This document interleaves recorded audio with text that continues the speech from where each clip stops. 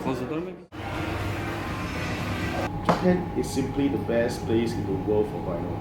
Have you been there? No, I passed by Tokyo, just the airport, but I've seen you have a lot of Japanese prints. Okay, you see things that in Japan.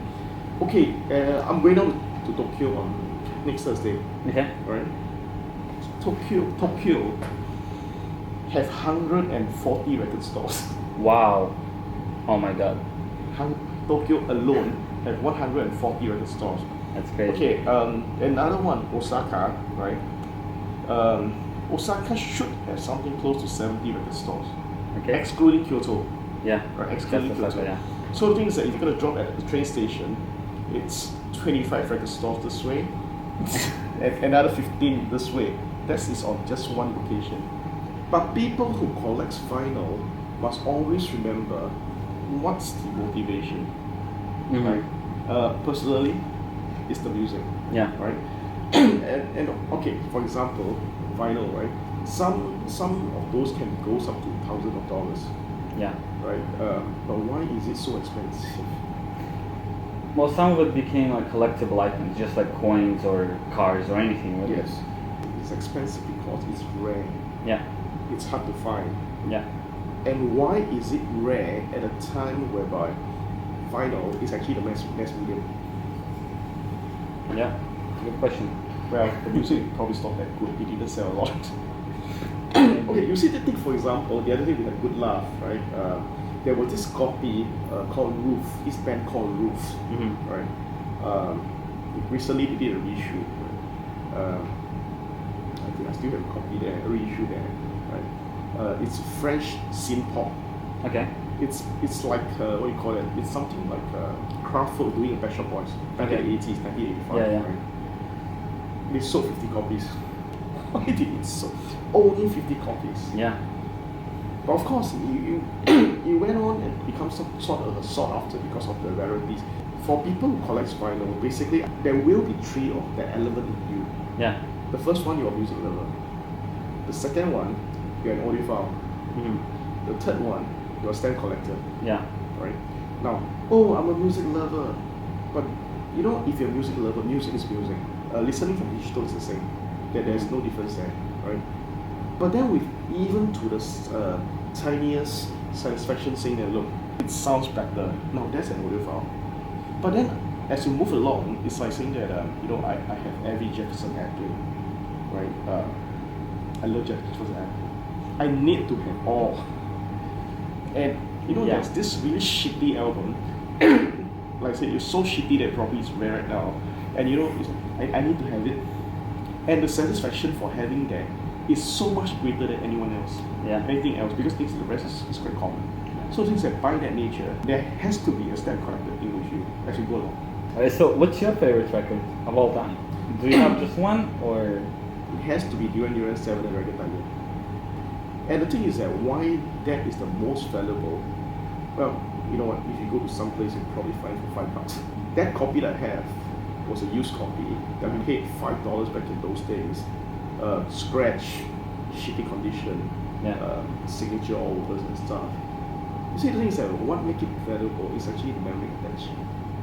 There you go, that makes a lot of sense. A couple of months back, right, I have this guy came to my shop and he bought a copy of Bob Dylan Portrait. Right? I say, Raymond, that's a shitty album. Right? I say, look, Nick, trust me, I love Bob Dylan, I know Bob Dylan.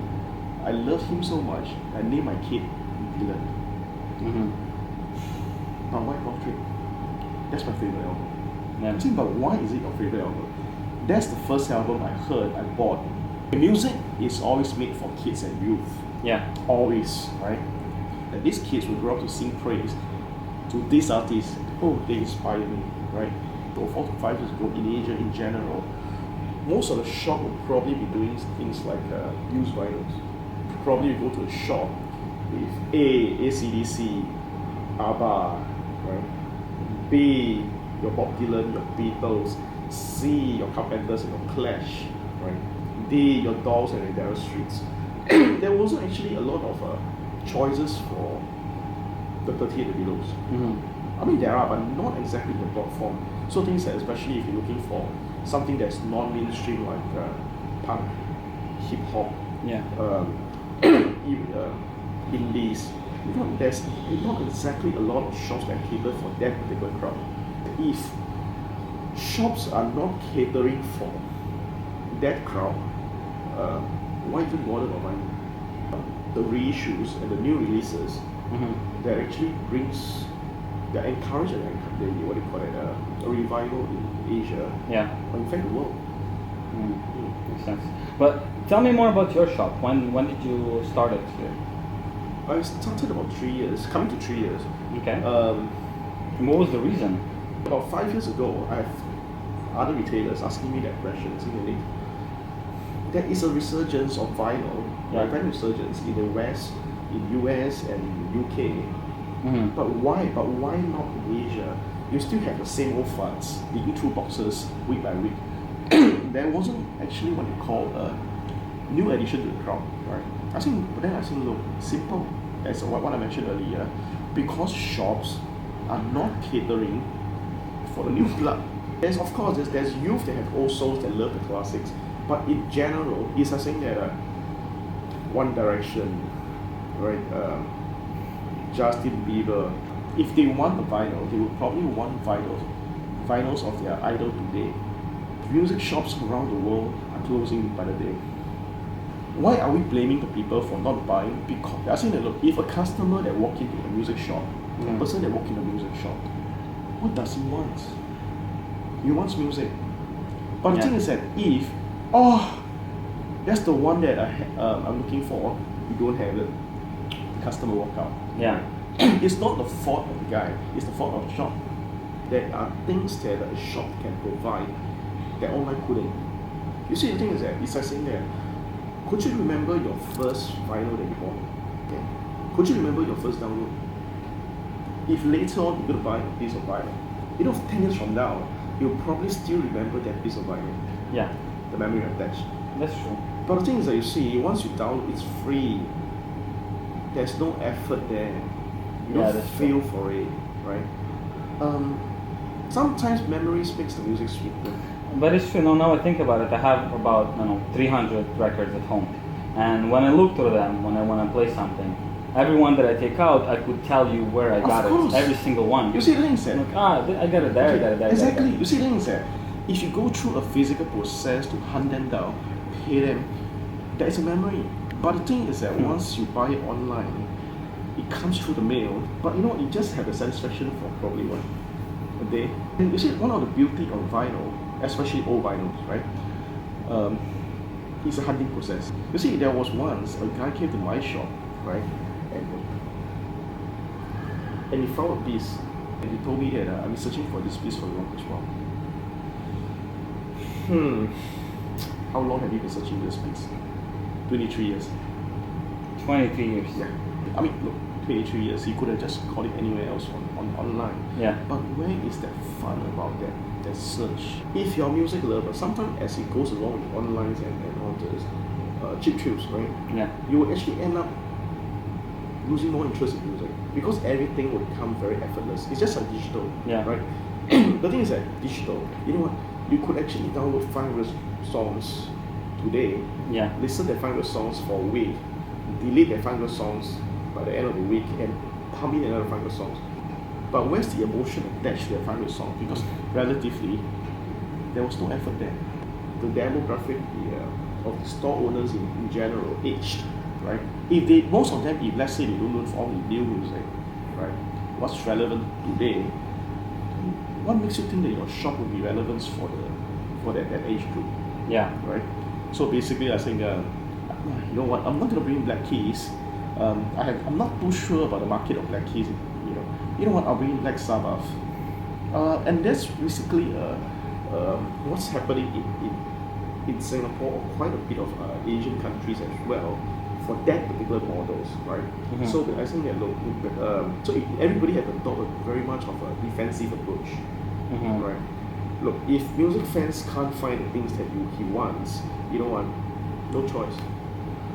Even if he would like to support a brick-and-mortar shop, if you love music, the first thing you do is you buy music. Yeah. But to take a step further, you buy music from a brick and mortar shop to support them, right? But on a bigger scale, what can you do? Yeah. To help, the scene and stuff. And that was why I started this. Nice. And how do you, for the past 3 years, Yeah. especially now, how do you see the change of the vinyl scene in Singapore? Do you see more demand? Of course. When we started, okay, for whatever reason, 2 other shops, right, that started as well. At the same time around? Yeah. And the thing is that, and suddenly there was a huge craze, there was media attentions, etc. Okay, basically the new shop, they start bringing things like what we do last year, Yeah. right? They cater for a different crowd, right? Or old stores.